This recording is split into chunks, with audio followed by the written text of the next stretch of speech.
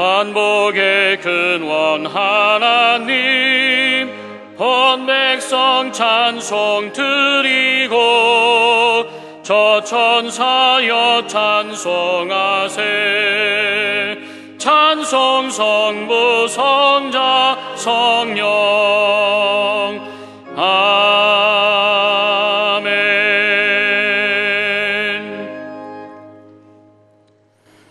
너희는 여호와 우리 하나님을 높여 그의 발등상 앞에서 경배할지어다. 그는 거룩하시도다. 너희는 여호와 우리 하나님을 높이고 그 성산에서 예배할지어다. 여호와 우리 하나님은 거룩하심이로다.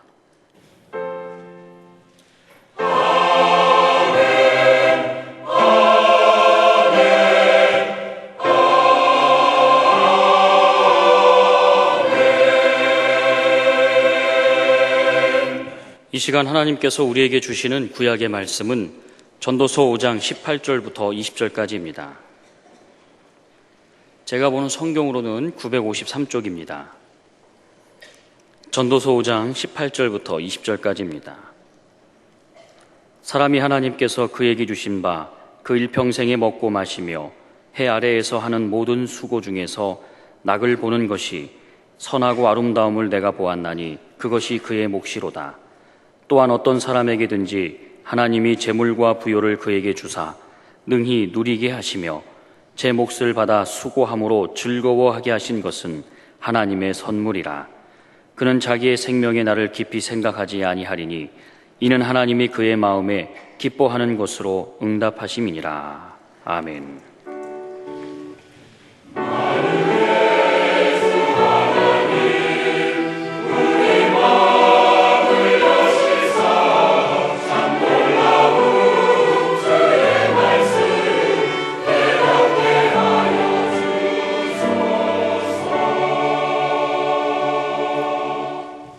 하나님께서 우리에게 주시는 신약의 말씀은 마태복음 6장 19절부터 21절까지입니다. 제가 보는 성경으로는 9쪽입니다. 마태복음 6장 19절부터 21절까지입니다. 너희를 위하여 보물을 땅에 쌓아두지 말라. 거기는 좀과 독록이 해하며 도둑이 구멍을 뚫고 도둑질하느니라. 오직 너희를 위하여 보물을 하늘에 쌓아두라. 거기는 좀이나 독록이 해하지 못하며 도둑이 구멍을 뚫지도 못하고 도둑질도 못하느니라. 내 보물 있는 그곳에는 내 마음도 있느니라. 아멘. 오늘의 구약 본문 19절을 다시 보시면 또한 어떤 사람에게든지 하나님이 재물과 부요를 그에게 주사 능히 누리게 하시며 제 몫을 받아 수고함으로 즐거워하게 하신 것은 하나님의 선물이라. 하나님의 은혜, 하나님의 선물은 각 사람 몫의 재물과 부요를 받아 누리는 것이고 하나님께서는 모든 하나님의 자녀에게 그렇게 프로그래밍 하셨습니다. 가난하게 살고 싶은 사람이 어디 있습니까? 하나님께서도 그의 사랑하는 자녀들이 가난하게 살기를 원치 않으십니다. 이왕이면 여유 있게 헌금도 듬뿍듬뿍 하고 사회봉사도 상당히 하면서 인심도 쓰며 살고 싶은데 그렇습니다. 그것이 하나님의 뜻이고 하나님을 믿는 자녀를 향한 계획이라 하는 것입니다. 그런데 마태복음 16장을 보면 구제에 대해서, 기도에 대해서, 금식에 대해서, 물질 생활에 대해서 차례로 말씀하시는데 구제는 사람을 대하는 것이고 기도는 하나님을 대하는 것이고 금식은 자기를 대하는 것이며 물질 생활은 세상을 대하는 천국 시민의 생활입니다. 신약 본문 19절을 다시 보시면 너희를 위하여 보물을 땅에 쌓아두지 말라. 거기는 좀과 독록이 해하며 도둑이 구멍을 뚫고 도둑질하느니라. 자기를 위해서 현재 일에만 물질 사용하는 것을 경계하십니다. 그러면서 20절에 오직 너희를 위하여 보물을 하늘에 쌓아두라. 거기는 좀이나 독록이 해하지 못하며 도둑이 구멍을 뚫지도 못하고 도둑질도 못하느니라. 여기서 너희를 위하여라는 대목에 주의할 필요가 있습니다. 자기를 위하여 한다고 하지만 결국은 없어지는 것이고 그러면서 21절에 내 보물 있는 그곳에는 내 마음도 있느니라. 너희를 위하여, 자기를 위해서 제대로 물질 생활하려면 하늘에 쌓아야 하는데 그렇게 하면 없어질 수가 없고, 또 보물이 뭡니까? 가장 값지고 귀하게 여기는 것, 재물 중에서도 재물, 화폐 중에서는 고액권이고 보석 중에서는 가장 값나가는 것이고 재산 중에서는 가장 값비싼 것을 이루는 뜻 아니겠습니까? 보물을 땅에 쌓아두면 마음은 땅에 있고 보물을 하늘에 쌓아두면 마음도 하늘에 있게 마련입니다. 19세기 말 미국의 유명한 시인이었던 에머슨은 이런 말을 남겼습니다. 당신이 땅을 소유하면 땅도 당신을 소유한다. 우리가 하나님을 소유하면 하나님도 우리를 소유할 것입니다. 너는 내 것이라. 잘 생각하여 깊이 마음에 새기십시오. 사도행전 8장을 보면 초기 교회 시대 사마리아 성에 마술하던 사람 시몬이라는 분이 있었는데, 사도들의 안수로 성령 받는 것을 보고는 그 은사를 돈을 주고 사려 하다가 베드로로부터 크게 야단 맞는 장면이 나와요. 그 후로 그 이름에다 Y자를 붙이면 전혀 뜻이 이상해집니다. 그래서 사이몬이, 그러면 성직매매, 죄, 성물매매에 의한 이득, 그런 뜻이 돼요. 사람이 이런 이름을 남겨서야 되겠습니까?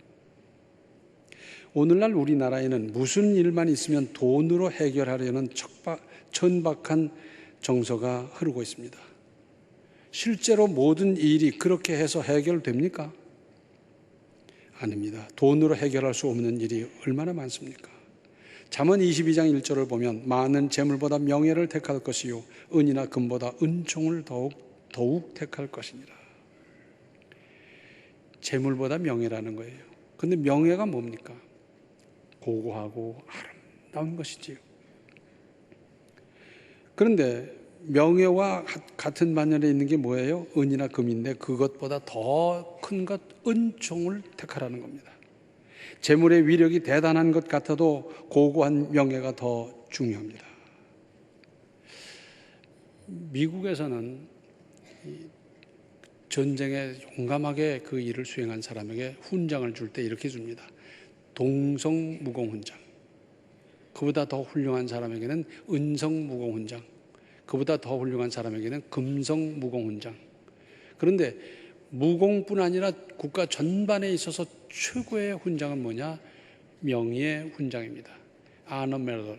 그래서 이거는 몇 개 되지도 않아요.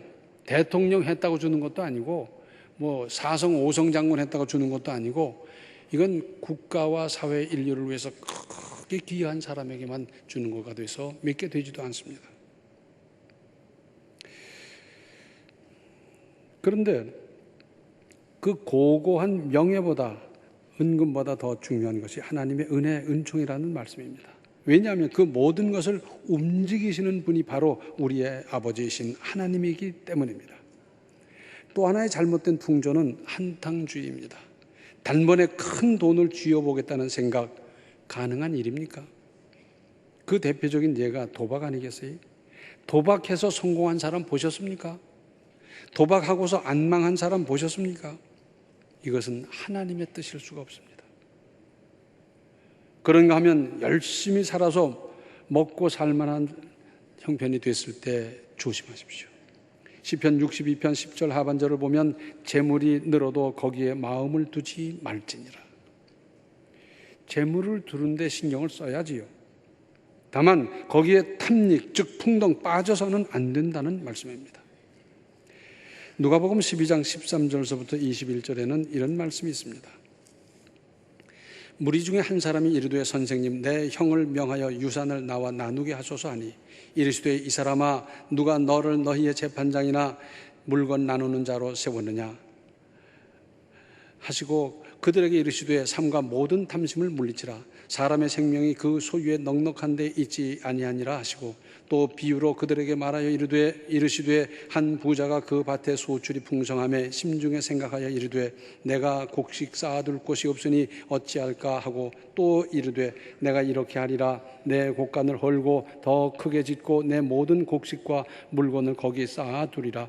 또 내가 내 영혼에게 이르되 영혼아, 여러 해 쓸 물건을 많이 쌓아두었으니 평안히 쉬고 먹고 마시고 즐거워하자 하리라 하되, 하나님은 이르시되 어리석은 자여, 오늘 밤에 내 영혼을 도로 찾으리니 그러면 내 준비한 것이 누구의 것이 되겠느냐 하셨으니, 자기를 위하여 재물을 쌓아두고 하나님께 대하여 부여하지 못한 자가 이와 같으니라. 내 인생 전체를 좌우할 수 있는 것은 재물이나 풍요가 아니므로 하나님께 대해서 부여하라는 겁니다. 디모데전서 6장 17절로 19절에는 이런 말씀이 있습니다. 내가 이 세대에서 부한 자들을 명하여 마음을 높이지 말고 정함이 없는 재물에 소망을 두지 말고 오직 우리에게 모든 것을 후히 주사 누리게 하시는 하나님께 두며 선을 행하고 선한 사업을 많이 하고 나누어 주기를 좋아하며 너그러운 자가 되게 하라. 이것이 장래에 자기를 위하여 좋은 터를 쌓아 참된 생명을 취하는 것이니라. 사람은 재산이 많이 늘었는데 오히려 근심, 걱정으로 좌불안석인 경우도 적지 않습니다. 왜? 부정한 걸 먹었거든. 먹어서는 안 될 걸 먹고요. 갖다 바친다고 덜컥덜컥 먹고 그러다가 보니까 재산은 늘었는데 걱정은 그보다 더 늘었어요. 잠을 못 자고 불안하고요. 언제 들통날까, 언제 잡혀갈까 그러고 살고 있지 않습니까? 잠언 13장 22절을 보면 선인은 그 사업을 자자손손에게 끼쳐도 죄인의 재물은 의인을 위하여 쌓이느니라. 온갖 못된 짓을 다 벌어놓고 쓰지도 못하고 세상 떠나가는 사람이 이렇습니다. 요즘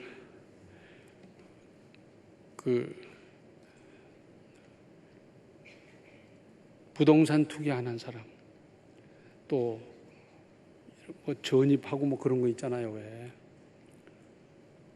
그런 거 안 한 청렴한 공직자 찾기가 그렇게 힘들어요. 털어서 먼지 안 나는 사람 없다는데 우리는 털어서 먼지 좀 덜 나게 삽시다.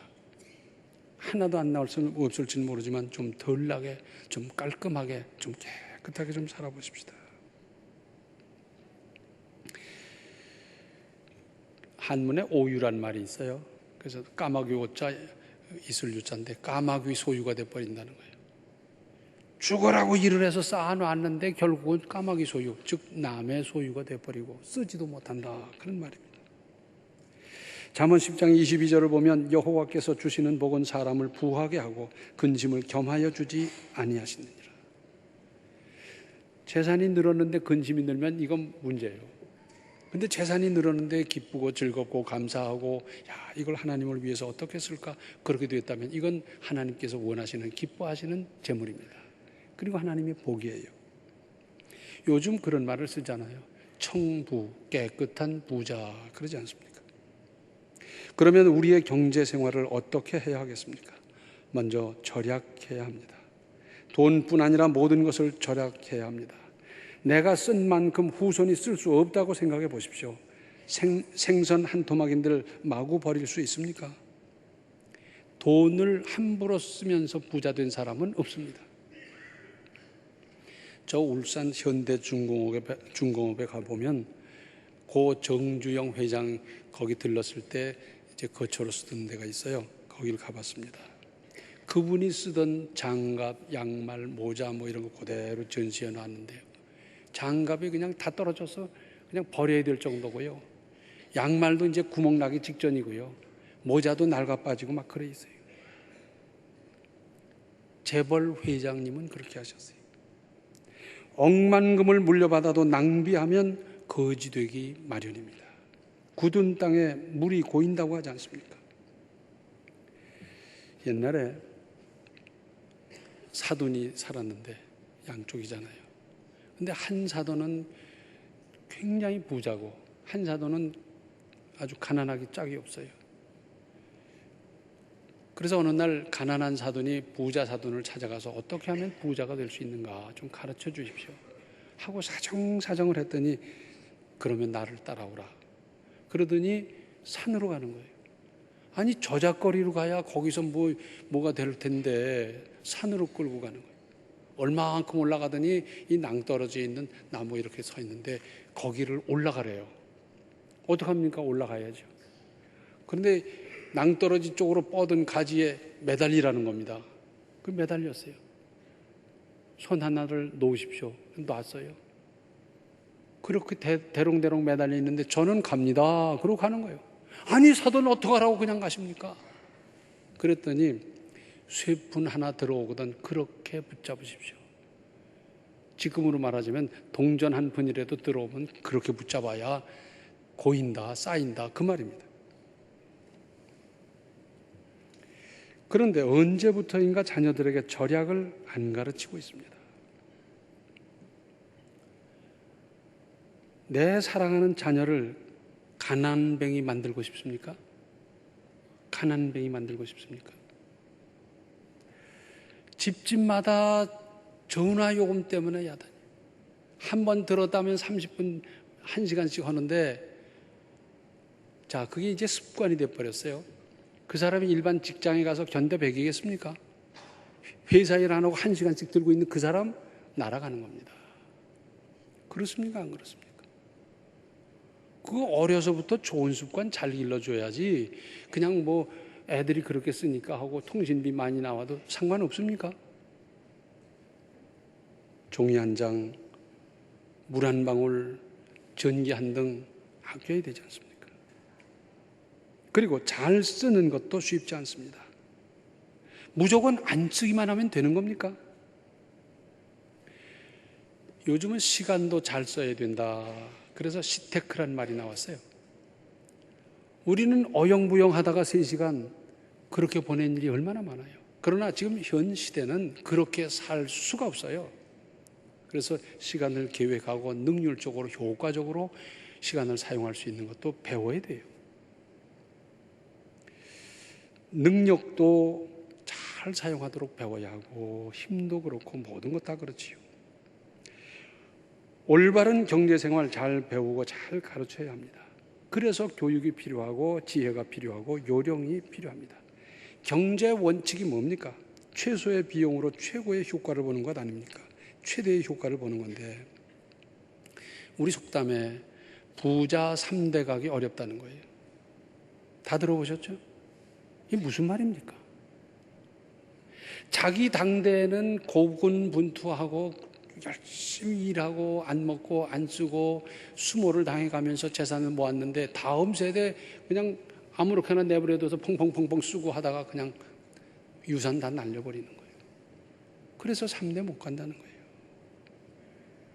그러면 내 사랑하는 자녀가 내 사랑하는 손주 때에 다 날려버리고 거지같이 살기를 원하십니까? 그게 아니라면 가르쳐야 할 것 아니겠습니까? 유럽에는 메디치가를 비롯한 수백 년 내려오는 그런 가문들이 있어요. 그러면서 그 부유를 유지해주고 있어요.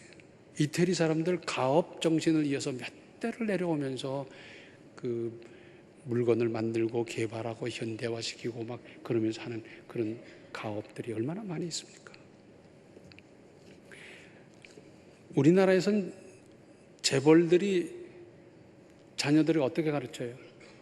자기 회사에 들어와서 대리로부터 시작해서 조금 있다가 무슨 팀장이 되고 조금 있다가 과장 되고 그 다음에 조금 있다가 금세 뭐 상무 되고 그러잖아요. 그죠? 일본 재벌들은 좀 다르다 그래요. 한번 생각해 보십시오. 사장의 아들이 회장의 손자가 와서 대리로 일한다. 그럴 때 뭐가 정상적으로 될 것 같습니까? 일본 재벌들은 이름을 바꿔가지고 사장의 아들, 회장의 손자 이런 사람들을 저 딴 회사 말단 직원으로 칵 집어넣는대요. 그래서 굳은 일, 힘든 일 다 하고 밤을 새우고 그리고는 그 말단 직원들의 희노애락을 다 느껴볼 수 있고 그것이 앞으로 회사 발전에 어떤 역할을 하는지 하면서 그걸 다 익혀가면서 거기서 해서 대리가 되고 과장이 되고 한참 배운 그 사람을 다시 데리고 와서 물려주고 하고 그런다 그래요. 누가 이기겠습니까? 누가 이기겠어요? 한번 생각해 보세요. 제가 미국 뉴욕에 가서 어느 장로님을 만났는데 뉴욕 교회에서 기도원을 하는 기도원 원장 장로님이에요. 이런저런 얘기를 하는데 자기 기도원에는 유태인들이 많이 온대요. 유태인들이 왜 그렇게 올까? 했더니 유태인이 하던 그 리트리트 센터를 자기가 샀다는 거예요. 그러다 보니까 그 전에 유태인들이 오던 그 이제 발걸음이 있다 보니까 계속 온다는 거예요. 물론 우리 한국 사람들을 기도하러 가고 또 수련회 하러 가고 막 그러는데 유태인들이 상당히 온대요. 그래서 제가 물었습니다. 그 유태인들은 무슨 특징이 있습니까? 있다는 거예요. 무슨 특징입니까? 그러니까 그분들도 우리같이 뭐 기도해도 하고 뭐 성경 공부 다 하는 거죠. 근데 초등학교 학생이 오든지 중학생, 고등학생, 대학생 할 것 없이 꼭 하나가 들어간대요. 그게 뭐냐면은 경제교육. 우리로 말하자면 이제 소년부 어린이들 그 수련회 하다가 버스에 태워가지고 천안시 복판에다 팍 풀어놓고는 한 앞에 10,000원씩 주는 거예요. 그리고 2명, 3명이 한 조를 이루고 필요한 물건을 사와라. 그리고 몇 시까지 와라. 그런데요. 그러면 첫째, 2사람, 3사람이 의견이 맞아야 될 거 아닙니까? 그래서 협의하고 타협하고 대화하고 맞춰가는 과정을 익히는 거예요. 그 다음에 사온 물건을 와서 다 있는 데서 설명을 하는 겁니다. 우리 조는 가봤더니 이런 것이 뉴욕보다 싸고 막 얼마나 싼지 참 싸가지고 사왔다. 그럼 다른 이제 그 회원들이 피드백을 해주는 거예요. 너는 싸기만 하면 쓸모 있건 없건 잔뜩 살 거냐? 앞으로도 너 경제생활 그렇게 할래? 친구들이 그러는 거예요. 어떤 사람은 이게 물건이 참 좋고 그래가지고선 이걸 3,000원에 사왔다고 그래서 몇 개를 사왔다. 그러니까 딴 사람은 나는 그거 2,000원에 샀는데 똑같은 상표인데 왜 여기저기 물어보지도 않고 가자마자 덜컥 사가지고 비싸게 샀냐? 넌 앞으로도 그렇게 살래? 그런다는 거예요. 그러면서 주고받고 하면서 그 다음에 그 인솔한 분이 평가회를 해준대요. 다 평가를. 근데 그것을 초등학교 때, 중학교 때, 고등학교 때 그거 쭉 하는 거예요. 어디서? 교회에서. 그 사람들을 말하자면 시나고그에서 그걸 해주는 거예요. 우리는 언제 가르쳤습니까? 가르치지도 않아 놓고 그냥 내보내 놓으니까 우물우물 하다가 그냥 빚 잔뜩 지고 또 아버지한테 와가지고선 어떻게든지 뭐 이런 일이 비일비재 얼마나 많습니까? 가르쳐야 합니다. 배워야 합니다. 그리고 전도서 11장 1절을 보면 너는 네 먹을 떡을 물 위에 던져라. 여러 날 후에 도로 찾으리라. 물 위에 던져라는 말씀은 낚시질을 하기 위해서 물고기 모이도록 떡밥 던지라는 얘기가 아닙니다. 누구에게 베풀었는데 그 보답을 받는다든지 대가를 받는다든지 그런 거 전혀 생각할 수 없는 곳 그런 데라도 베풀라는 겁니다. 여기 따르는 상급이 없어도 믿음 있는 사람은 할 일이지 않습니까? 내가 믿음이 있어서 나는 이렇게 베푼다, 돕는다, 함께한다, 버틴다 할 거 아니에요. 혹 즉시 효과가 없어도 나중에 하나님의 은혜로 나타날 수 있습니다. 하나님께 심으십시오. 이 뜻이 뭔지 다 아시지요? 심는 대로 거둔다고 성경은 말씀하고 있습니다. 콩 심은 데 콩 나고 팥 심은 데 팥 나는 법입니다. 그런데 하나님의 법은 얼마나 오묘하신지, 심기는 여기 심었는데 효과는 전혀 딴 곳에서 많은 열매로 쏟아지는 경우가 얼마나 많습니까? 겹치를 심었는데 여름도 아닌 겨울에 수박으로, 토마토로, 국산종도 아닌 키위로, 나중에는 돼지로, 소로 나타나요. 그것도 여러 개가 두고두고 나타날 수 있어요. 이것이 주신 재물을 잘 관리하는 겁니다. 그러므로 기회를 만들어서라도 심고 또 심으십시오. 돈 쓰는 걸 보면 그 사람의 사람 됨됨이와 믿음을 짐작할 수 있습니다. 정확히 판단할 수는 없을지 몰라도 짐작할 수 있습니다. 이것이 다른 말로 하면 관리 능력이에요. 아파트, 내가 관리해 줄게. 됩니까? 자격을 갖춘 사람이 하는 거예요. 훈련을 받고 경험을 쌓고 그런 사람이 하는 겁니다. 전기, 내가 한번 하지. 아닙니다. 교육받고 경험을 쌓고 자격증을 가진 사람이 만지는 거지 아무나 만지는 게 아닙니다. 땅을 파다가 폭탄이 나왔다. 그 반장님께 보고하니까 반장이 와서 고쳐줍니까? 반장이 와서 해체합니까?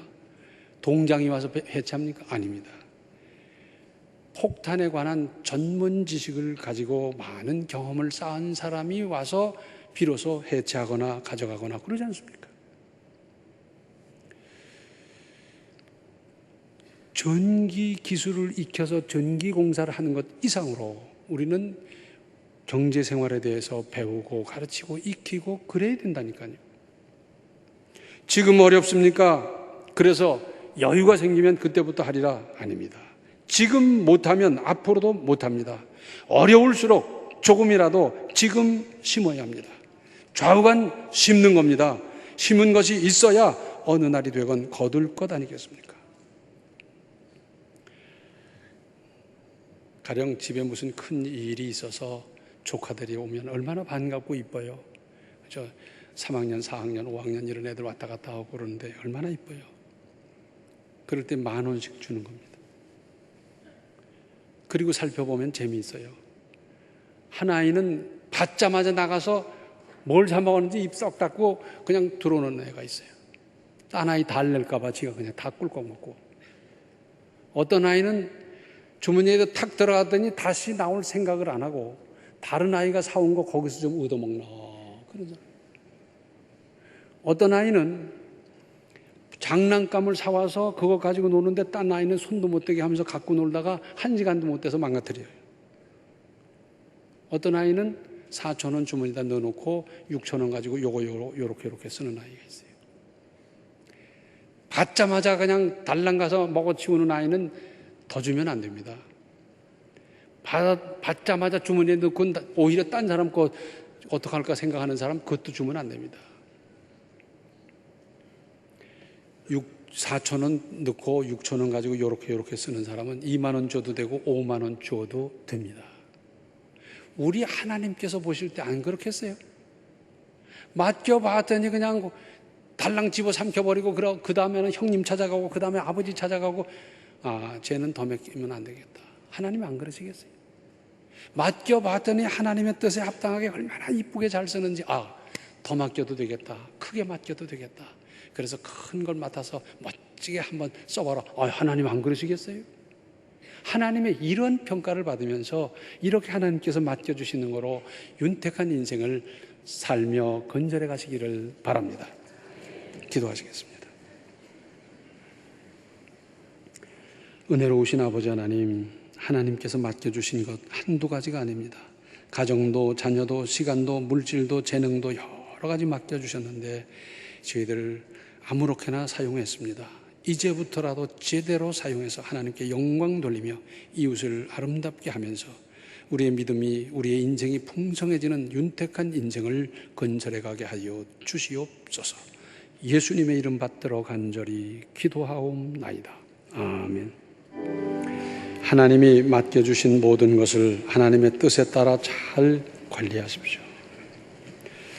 지금은 생명의 주 예수 그리스도의 은혜와 하나님 우리 아버지의 극진하신 사랑과 성령의 감화 감동 충만 교통하심이 맡겨주신 모든 것 하나님의 뜻에 합당하도록 잘 사용하고 그래서 더 윤택하고 더 형통한 인생을 살기로 결단하는 모든 성도들 머리 위에 이제로부터 영원토록 함께 계시기를 간절히 축원하옵나이다. 아멘.